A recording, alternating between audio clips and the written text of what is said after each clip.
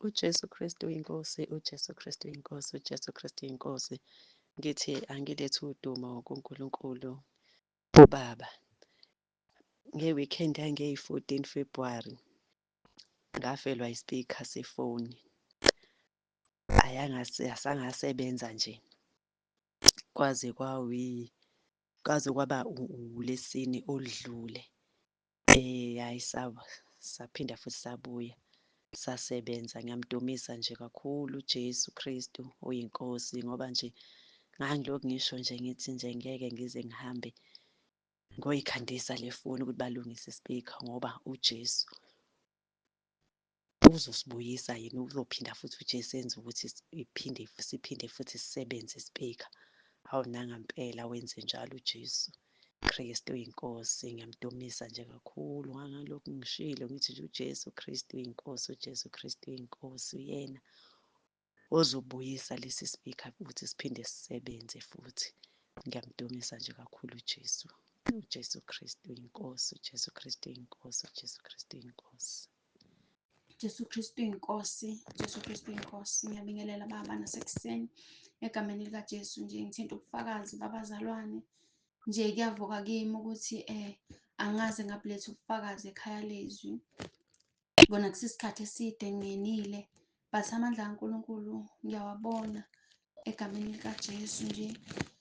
Ngizobonga uNkulunkulu nje egameni likaJesu nje. Ngiyabheka ukuthi ngibhukhile kulo nyaka, ngiyabheka ukuthi ngangibhukhile ngingakalithengi-ke ibhuku nepeni lokubhala ukuthi ngangimele ngiphupha ngesitolo eShoprite nje, ngesitolo ngathi ngiyothenga izinto angathi nje mengingena esitolo nje ngibheka amabhuku nje othukhwaya bokubhala ngathi ngiyabheka khona o-72 pages nakhona ngathi babhaliwe nje. Ngibele ngiphupha mengifika esitolo angazi ukuthi nje ama-size abhaliwe nje angani uma uyisani ukuthi impela kumele ngilithenge yini ibhuku. Ngabheka ukuthi ngake ngaphupha ngelinye ilanga ngifakazela ubaba Mtsibana ngathi ubaba Mtsibana ubele vuma ngekhanda nje ngifakaza egameni likaJesu. Obunye ubufakazi nje ngaphupha futhi ngikhulekela usisi wami wayengathi wayengenwe umoya lo uthini wobungoma cause wayefakile lezo zinto lezi ezifaka abantu abathwasayo. Efakile nje egcobile umcakolo wakhona omhlophe nalokhu kwakhona nje obakugqokayo kumhlophe, amabhayi lawa akhona amhlophe nje. Ngiyabheka ukuthi ngambeka isandla ngathi uJesu Kristu uyinkosi kuyena la esifubeni egameni likaJesu nje. Ngikhumbula lokho ngaphinde futhi namhlanje isitha sengihlasela, amadimoni engihlasele, nginephuza nje engibambile ngapha nangapha. Ngiyakhumbula ukuthi ngengathi uJesu Kristu uyinkosi, uJesu Kristu uyinkosi nje. Amadimoni engibambile ebusuku nje ngiyakhumbula ukuthi ngingadedeleka lapho ade ngibambile nje ngile ngathi uJesu Kristu inkosi angathi ayahlehla kancane. uJesu Kristu inkosi noma bengawaboni kodwa bengibambile wona. Ngithi uJesu Kristu inkosi, uJesu Kristu inkosi. Agcine nje sengidedelekile angathi ngibele nje ngizama ukukhala ukuthi nje abantu bezwe khona mhlawumbe bezonginyakazisa-ke ngilala ngedwa endlini. Kodwa nje ngiyabheka ukuthi nje bengibele ngithi uJesu Kristu inkosi, uJesu Kristu inkosi nje. Ngagcina ngidedelelekile egameni likaJesu nje. Ngiyambonga uNkulunkulu, uJesu Kristu inkosi. uJesu Kristu inkosi, uJesu Kristu inkosi, uJesu Kristu inkosi. Ngiyabingelela baba apostoli nakubazalwane bonke basekhaya lezi nasentabeni likaJehova. Kuyabonelelwa ukhulu wesithoba baba. Ngicela ukuxolisa ukuthi nami baba ngiye ngangaxolisa ngangena i-emoji ngezizathu sokuthi idatha lalicishiwe futhi ngasheshe ngabona ngasheshe ngayisusa. Ngangasibona isizathu sokuthi ngoba vele abazalwane abangibonanga and idatha bengilicishile. Ngiyaxolisa kakhulu baba, ngemva kokuba ngilele ukuxolisa kwabazalwane, ngiyabona ukuthi nami kumele ngixolise. Ngiyaxolisa, ngiyasithoba phambi kwaNkulunkulu nakubazalwane bonke. Ngicela uxolo kakhulu. Baba, ngithi angidlulise lobu bufakazi mayelana nephupho engibe nalo, ukuqwashisa abazalwane ukuthi uma ngabe bexhawula noma bexhawulana, kumele bekujwayele ukuthi bexhawulane ngesivumo. Uma uxhawula umzalwane, umxhawule ngesivumo, ngoba ngiyabheka ephupheni engibe nalo, bengathi ngixhawula abazalwane, ngibaxhawula ngesivumo, ngixhawula umzalwane ngisho isivumo. Ngithe sengifika kulowo wokugcina, kufikile kimi ukuthi lo owokugcina bekuwumuntu obenedimoni. Ngibheka ukuthi uma sengifika kuyena, ngisisho ngiphindelela noma inhloso yalo idimoni ayibange isenzeka ngenxa yokuthi ngixhawule ngesivumo seNkosi. So, ngiyaxwayisa kakhulu abazalwane ukuthi abaqaphele ngoba baningi abantu abazijezisa abazalwane kanti banemimoya yamadimoni. UJesu Kristu Inkosi. Ngiyabonga baba.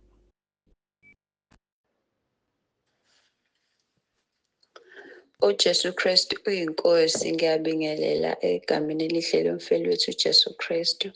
Igama lami nguLungile. Nginenkinga baba la, ngigulela umntwana ugula ngey'ndlela ezahlukene. Uke wagula enze u-grade 12. Iy'nyawo zakhe vele zingasebenzi, athi akazizwa ngathi azikho kuyena. Shuthi bekulokhu kumphatha lento kubuye kuphele. Kuke kwamphatha futhi la maviki adlulile nje. Shuthi waba right-ke. Manje Friday sivuke engekho right, futhi ukhala, ayikho into akhala ngayo, but uvuka ekuseni abantu akasabazi. Mawumbuza like usebona abantu angabazi, wazi mina kuphela uma wakhe. Abanye abantu uthi akabazi akaze babone. Angazi ukuthi kwenzakaleni ngememori yakhe, angazi. Bengicela umkhuleko baba, ngicela ningikhulekise. Ngiyabonga.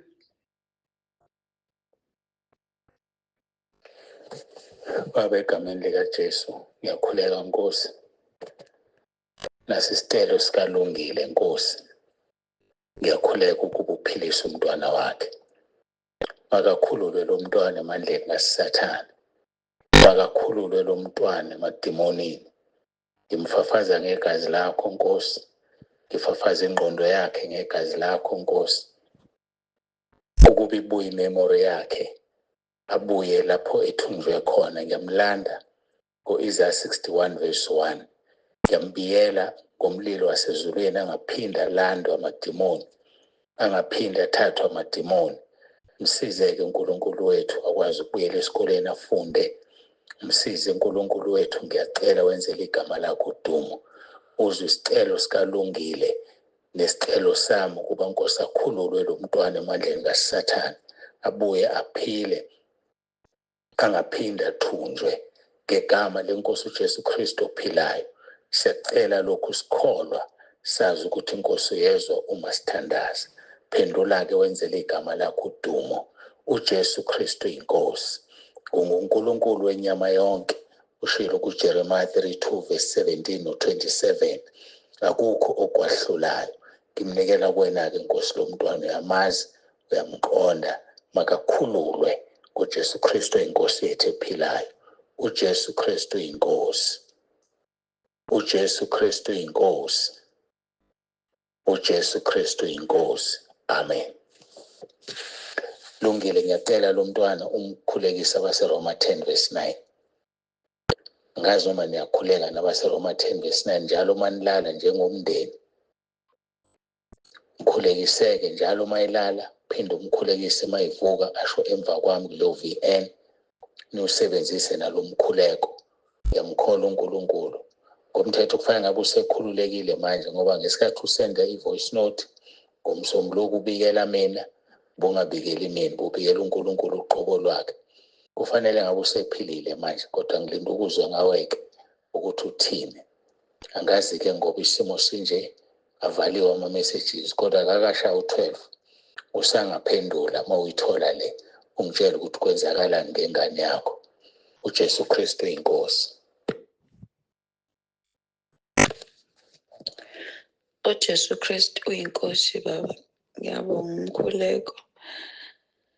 Yebo baba, since ngilokhu ngithumela i-VN, ngiyawubona umehluko, uyabakhumbula abantu, useyakhumbula nje ezinye izinto. Akusafani nangendlela ade kuyiyo cause ubebona nje abantu angabazi. Sekungcono manje useyababona, useyabakhumbula. Sekuyilabo nalabo nje angabakhumbuli, kodwa ngiyathemba uNkulunkulu ukuthi uzosisiza. Siyabonga baba ngomkhuleko, sizokwenza njengoba ushilo. Siyabonga. uJesu Kristu inkosi. uJesu Kristu inkosi. Lungile, siyambonga uNkulunkulu kakhulu, siyamdumisa. Niqhubeke-ke nikhuleke, nami ngizoqhubeka ngapha simthwala umntwanakho ngomkhuleko, abuye ngokupheleleyo ekuthunjweni. Nihlale-ke enkosini uJesu, ningasuki. Noma umoya wombusi ukuvukela, Lungile mntanami, hlale enkosini ungasuki. Khuleke, ungene emkhosini from time to time. Ingane yakho izokhululwa, nayo-ke bese uyitshenta isindiswe, ivume izono zayo, amadimoni angabi nesandla phezu kwayo. Nilale kahle-ke ekhaya, siyambonga uNkulunkulu. uJesu Kristu inkosi. uJesu Kristu inkosi bompostoli, ngicela baba ukuzobika, ngizoyiveza kubaba ngohambe sengiqalile ngokulihamba. Baba, enhlizweni yami bengakuthola ukuphumula kuney'ndawo ey'mbili baba bekumele ngihambe. Enye baba, umuzi womuntu owawubekekile. Lo muzi kusukela kudala bengwazi ukuthi uhlala ugogo nomkhulu, kodwa kwafika nje ukuthi kumele ngihambise umkhuleko ngibazise inkosi Jesu. Ngokusizwa inkosi baba ngigcine ngihambile.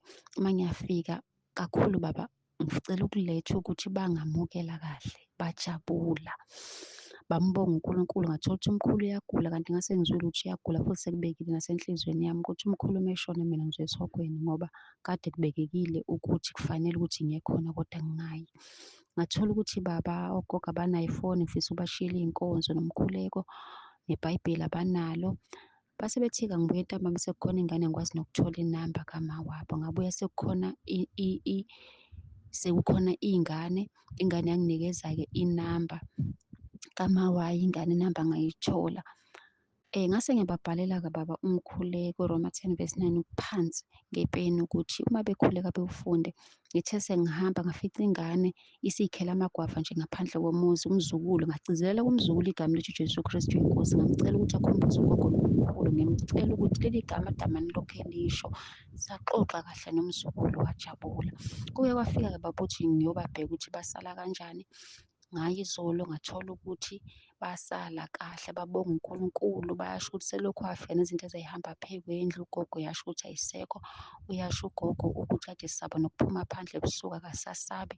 Uyasho futhi ukuthi wakwabambeka ngisho emadolweni, ukuthi wayethole sebiza leli gama ukuthi kanjani naye akazi.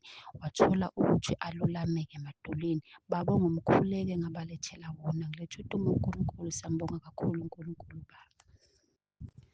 Ekufikeni kwami baba ngithola isimanga sokuthi uthi ugogo ingane beyikhuluma ngami ukuthi angisabuyi ngoba kube yisikhathi sengingasabuyanga. Kodwa nje ngizombonga kakhulu uNkulunkulu ukuthi usuku engifike ngalo usuku impela ebebekade bekhulume ngami engazi ukuthi kungayizolo bekade bekhulume ngami noma ilolo suku lolo.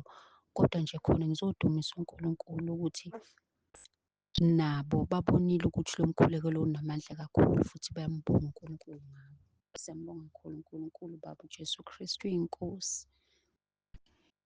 Ngike ngacela-ke baba kugogo ukuthi ngiphinde ngibuye sesizolalela iy'nkonzo lezi baba sithumelela zona ekhaya lezwi. Babonga kakhulu, bajabula ngokuvuma kwenkosi. Ngiyacela uNkulunkulu baba niphe amandla futhi ngiphinde ngibuyele sesizolalela iy'nkonzo nabo. Ngiyambonga uNkulunkulu baba ozenzelayo umsebenzi baba. uJesu Kristu inkosi baba, ngicela ukubingelela nomama nabazane bonke egameni likaJesu Kristu waseNazaretha. Siyambonga uNkulunkulu ophinde wasipha ukuphila ngomusa wakhe wasigcina. Ngiyakholwa nani baba nigcinekile emseni wenkosi. Baba ngicela nje ukuthula ubufakazi ngale nkonzo yokugcotshwa kwababa wala ekhaya. Ngolunye usuku ngathi ngilele nje ngadicide ukuya kwa-licensing. Ngangifuna ukuyobuza kahle kahle ngokuvuselela ilayisensi. Sengiyaya-ke ngiyobuza bese ngiphuma ngiya kwenye i-department ngiyofuna nje umsebenzi engake ngawenza before lapha ematafuleni. Ngase-ke baba ngathi ngibuya khona nganikwa izwi nje ebusuku ngilele elikuJohane 15, elikuJohane 21 eqala ukufunda lapha kuvesi 15 elikhuluma ngokuthi ngipha amawundlu ami yalusa izimvu zami. Ngangaliqonda nje lapha ku-18 lithi usemusha wawugqoka uyela uthanda khona kodwa usumdala ulula izandla omunye akugqokisa akuyise la ungathandi khona. Yangihlupha lento kodwa kuthe sekugcotshiwe ayi ngaphenduleka ukuthi nansi into inkosi ebiyisho-ke. Okay, ngalala-ke Saturday kuze sakube iSunday. Sengilele nje sekuwusa ekuseni ngiphupha ngathi ngihamba endleleni le emakhaya ngathi umgwaqo engayigcina kudala isewumgwaqo. Mangithi ngiyahamba kuyo ngihlatshwa ameva lawa eminga ayingijike. Mangithi ngiyahamba futhi kwenye nakhona kuvele kuqhamuka imoto endala. Mayiqhamuka imoto endala abokhorela abadala vele ingikhiphe emgwaqeni bese kuba khona izwi elikhulumayo elithi le moto njengoba uyibona nje indala ize lapha izolungisiswa. Bese ngiyibona ngathi ngisendlini. Mangisendlini ngisho mayelana ngezwi eliku-2 Corinthians chapter 5 elithi siyazi ukuthi ingubo yethu yasemhlabeni idokodo lethu lasemhlabeni malidilizwa sinesakhiwo esinganzwanga ngezandla esisezulwini. Bese ngilichaza ngithi mina uyasibubulela futhi kumele ulingcwelise ithempeli likaNkulunkulu, ungafaki iy'nkopho, ungafaki inzipho, ungafaki ama-weave, uyabo. Ngilichaze nje lelizwi. Mangilichaza bese ngathi amazwi ayaphendulana ukuthi ngani usuke usufile usuhambile kungenaphi konke lokho. Ngithi mina cha, funa ulingcwelise ithempeli likaNkulunkulu ula emhlabeni ngoba mawufa unjalo uney'nkopho uney'nzipho unama-weave nakwamoya uzophuma unjalo.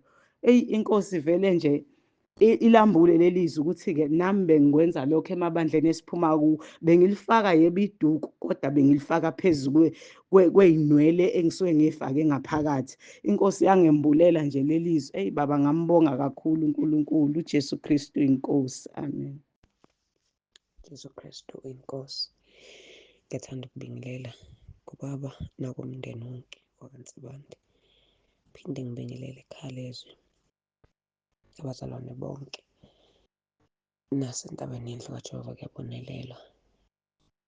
Ngathanda baba ukuletha udumo kuNkulunkulu nokumbonga kakhulu ekungithwaleni kumkhosi we-40 days ngangingene kuwo baba. Akubanga lula khona kodwa ngenxa yokuthi uNkulunkulu uthembekile uye wangithwala nakulezo zinto engangibhekana nazo wangithwala. Ngaphuma nje ngingenalutho. Ngala khona ngangiyitshela ukuthi hhayi kusho ukuthi sekufike la khona ngifa khona. Kodwa inkosi yangithwala ngaphuma ngiphila. So sengibhekana nezimpi ngaba nayo into enhlizweni yami ukuthi Nkosi nginqobela ukuba ngibe ngifakazi uma ngiphume ngiphila nasempini uma unginqobelile uxolo, ngiyophuma ngifakaze ukuthi Nkosi ngempela uthembekile, ngempela uNkulunkulu uthembekile.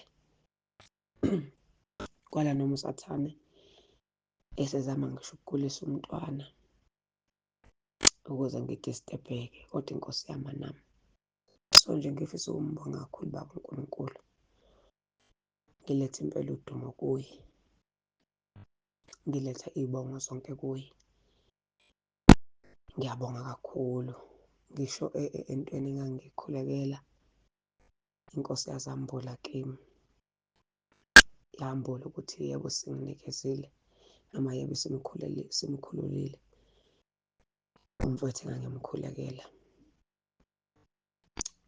Ngiyamdumisa kakhulu nje uNkulunkulu, ngiyamdumisa kakhulu uJesu Kristu inkosi. Anginakho kwanele ukubonga lokhu angenzele khona. Ngiyabonga kakhulu Baba, uJesu Kristu inkosi. uJesu Kristu inkosi, uJesu Kristu inkosi, uJesu Kristu inkosi. Ngiyabingelela Baba Mpostoli, ngiyabingelela ngiyabingelela ekhaya lezwi entabeni yendlu kaJehova, kuyabonelelwa ngezimo esithi uJesu Kristu uyinkosi. Baba Mpostoli, ngithanda ukubonga Nkosi uJesu ngethuba lokuvuma izono. Kuswele imilomo eyinkulungwane kumbonga. Ngiyabonga, ngiyabonga, ngizizwa ngilula, ngizizwa ngisho emzimbeni ngiyaphila. Bengithwele, benginengcindezi ngingaqondi, kodwa ngingaqondi la ngasehlombe benginento ekhona, angazi ukuthi ngingayichaza ngithini, kodwa bengizwa ukuthi khona into ekhona engingakwazi ukuyichaza Baba, kodwa bengizwa ukuthi khona into ela ehlombe. Uma ngabe ngikhuleka bengizwa ukuthi hhayi khona into ehleli la, ihleli. Ngiyabonga Nkosi uJesu ngethuba angihlelele lona, ngoba yena uNkulunkulu owazi ikusasa lethu thina singalazi. Ngibonga ithuba Nkosi uJesu angihlalele lona ukuthi ngizivume izono zami. Nginamahloni, bengingazi ukuthi nezami izono zingathethelelwa. Nkosi ngiyambonga uNkosi uJesu. Baba ngiyakubonga ukuvuma ukusetshenziswa Nkosi uJesu ngalolu hlobo. Mina ngiphunyuka ogibeni lomcuphi futhi ngiyakholwa ukuthi ugibe lwephukile. Ngiyambonga Nkosi uJesu ukuthi uyangithanda. Ngiyabonga Nkosi uJesu ukuthi ungihlelele okukhulu. Ngiyabonga Baba ukuthi manje angisezwa lutho kusukela ngivuma izono. Anginalutho la ehlombe la bengizwa khona ukuthi kunento ehleli. Nginokuthula ngisho emphefumulweni, engqondweni. Ingqondo yami bengingazathi ngine-depression noma ngiyaphambana, kodwa ngiyabona mina noma omunye umuntu engaboni, konke kuthule. Ngiyambonga uNkosi uJesu. Baba ngiyambonga uNkulunkulu ngawe nomndeni wakho nebandla. Ngiyabonga bazalwane, Inkosi uJesu ungihlelele okukhulu. Ngiyabonga ukuthi unecebo ngempilo yami. Sengikhulekela ukwenza izwi lakhe. uJesu Kristu inkosi, uJesu Kristu inkosi, uJesu Kristu inkosi. Amen. uJesu Kristu inkosi Baba, uJesu Kristu inkosi Baba. Ngiyamdusa uNkulunkulu, ngiyambonga ngawe. Heyi uNkulunkulu ngokushaya isono. uNkulunkulu uvethana avumbule nje ngithi sengiyayivumile isono ngiyabhala, kodwa nje uNkulunkulu kube ngathi uyaqala, kube ngathi ngiyaqala. Heyi shaya isono. Hhayi uNkulunkulu ungikhumbuze isono esidlule kakhulu kakhulu kakhulu. Ngangizwa ukuthi ngasahamba khona kanti angikho khona. ngifundela onyakeni ophelile ngenza u-update nakulo nyaka bengiwuyenza. Inkosi ingitshengisa ukuthi ngithi ngiyabheka kuthiwa umthetho wa-South Africa awuvumelekile abantu abangaphandle benza u-update. Ngisivume leso sona ngibhale. Qeda lapho inkosi iyangitshengisa yangikhumbuza futhi, oh ngiyatshengiswa futhi nasemakhishini akuvumelekile umuntu engenawo work permit. Hhayi, baba leyo ingikhathaze kakhulu ngigcwale ngikhale ngiy'buza ukuthi ngizoyenzenjani ngingene emkhosini. Hheyi baba isukali phela inkosi yabe ngempendulo eseduze lula. Ngizolwa umuntu athe mina awusize ngayenza kawu-3 leyo nto leyo. Ngoba mina bese kuyisikhathi ngifunana nale information le kanjalo. Ngiyambonga baba bese kuyisikhathi nabanye abantu abakwazi, abantu abaningi ngisabathela uyabuza uyafuna ngapha. Mawuthi uyabheka ubuka izinto ezinzima. Ungiphendule ngendlela elula. Ngiyambonga uJesu baba. Ngisalapho inkosi nje isemsebenzini into engiyibonile. Yake yangitshengisa esikhathini esidlule umuntu ngithe sukuma uhambe ngegama likaJesu ehleli ku-wheelchair. Ngimbone esukuma ehamba. Hawu, bese kuyenzeka kwesibili noma bekungaphandle kokuthanga inkosi ingivezela umntwana esisentabeni omncane.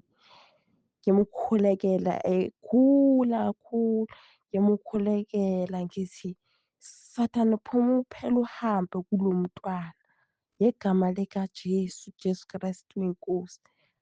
Hhayi baba waphila umntwana kwaphela nya wase ngimnike bakhe ngithi umntwana kathi uphilisiwe. Kube ngathi uJesu Kristu inkosi. UJesu Kristu inkosi. Ngibingelele baba umpostoli nomama umpostoli nekhaya lezwi nentaba yendlu kaJehova kuyabongelelwa. UJesu Kristu inkosi. Ngizobonga uNkulunkulu engimbonile engisiza kuleli khaya. Sihlaselwe isiphepho esikhulu semvula. Kwasuka irufu yayohlala lapha kude. Ngaphuma nomfana sayocela kamakhelwane nabantwana ababili abafana abawu-2. Sayocela kamakhelwane indawo yokulala ebusuku. Basilalisa. Ngiphinde ngibonge uNkulunkulu khona lapho. Angingazi ukuthi irufu ngizoyibuyisela kanjani phezulu ngoba kwakunzima kakhulu. Kodwa ngibonga uNkulunkulu okuyena onamandla nobona isimo somuntu. Uye wathinta indoda nje ekhona endaweni engingayijwayele nje ewumuntu nje engakholwa. Yafika, safika nje abantu babefika-ke bezokhala bezobabaza. Yafika late nje ngabo-1. Yabuza ukuthi hayibo isimo njengoba sinje uplane ukwenze njani? Ngathi mina angiplananga lutho ngoba kwangekho engangizokwenza. Wayesithi hhayi ngicela mina ukuthi ngikusize ngikwenzele. Angidingi lutho futhi nje ngizokwenza noma ngingenza ngedwa. Hhayi ngamangala. Yasho yayenza. Yayithatha amathuluzi ayo yayiqaqa amaplanga nothayela. Ngambheka uNkulunkulu nalapho. Kwakusuka kufike enye futhi indoda nje yathi nayo icela ukuzolekelela. Babeyibuyisela irufu. Ngambabaza uNkulunkulu, ngambuka uNkulunkulu. La bantu abakholwa abamazi uNkulunkulu. Ngambuka uNkulunkulu ukuthi uNkulunkulu unguNkulunkulu. Uyakwazi ukungena kumuntu amenzise into ezokumangaza. Ngasala ngimangele ngambabaza uNkulunkulu. Ngizobonga nje uNkulunkulu negama elithi uJesu Kristu inkosi elangisiza kakhulu nalapho kuzoqala isiphepho banganyenyeza enhliziyweni, sasinda savikeleka nomntwana enganginaye. uJesu Kristu inkosi, uJesu Kristu inkosi. Amen. uJesu Kristu uyinkosi baba. Bengilalele inkonzo yangesonto. Mangisayilalele bese kufika lapha baba usemaphethelweni usubonga izwi. Uma usuqedile ukubonga izwi bese kufika kimi umhlabeleli, kanti baba uzowucula lo mhlabeleli. Mbongeni. Uma usucula lo mhlabeleli ngivele ngibone emlonyeni wakho kuphuma umlilo. Wasuwahamba noNkulunkulu sibuka baba. Jesu Kristu. uJesu Kristu inkosi, uJesu Kristu inkosi, uJesu Kristu inkosi. Ngiyabingelela ubaba Mpostoli noma egameni lenkosi yethu Jesu Kristu. Ngizothula ubufakazi. Bazalwane, bengigula ngendlela eyisimanga. Umzimba ubuhlale ubuhlungu. Ngingazazi, ngiphila ngokudayisa, ngingasakwazi ukuhamba ngidayise ngesimanga sey'nyawo ezibuhlungu. Selokhu ngingene la ekhaya lezwi, ngibona umehluko omkhulu emzimbeni wami. Bese bengihlukile nje ngisho kontanga yami, ngiy'bona mina sengugogo omdala, kodwa uNkulunkulu ungenzela umusa. Ngaphila. Ngihamba ngendlela emangalisayo, ngidayise, ngibuye ngingakhathali. Bengiphuza amaphilisi mangilala, kodwa nje uNkulunkulu ungenzela umusa, ngawayeka nalawo maphilisi layo. Ngathi ngiyawaphuza ngagula kakhulu, ngavele ngayeka. Ngathi uNkulunkulu wena usuzobona, uNkulunkulu wawenza umsebenzi. Ngiyaphila, ngiyambonga uNkulunkulu ongenzele lo musa ongaka. Ngiyabonga kubaba uMphostoli, iy'mfundiso zakhe ngiyabonga. Ngibonga ney'ntshumayelo nemithandazo ayenzayo, ivele ifike yenza umsebenzi emzimbeni. Ngiyambonga uNkulunkulu kakhulu, ngiyambonga. Angazi ukuthi uNkulunkulu ngamenzelani ngenxa yemisebenzi angenzele yona, iyamangalisa. uJesu Kristu inkosi, uJesu Kristu inkosi, uJesu Kristu inkosi. Amen.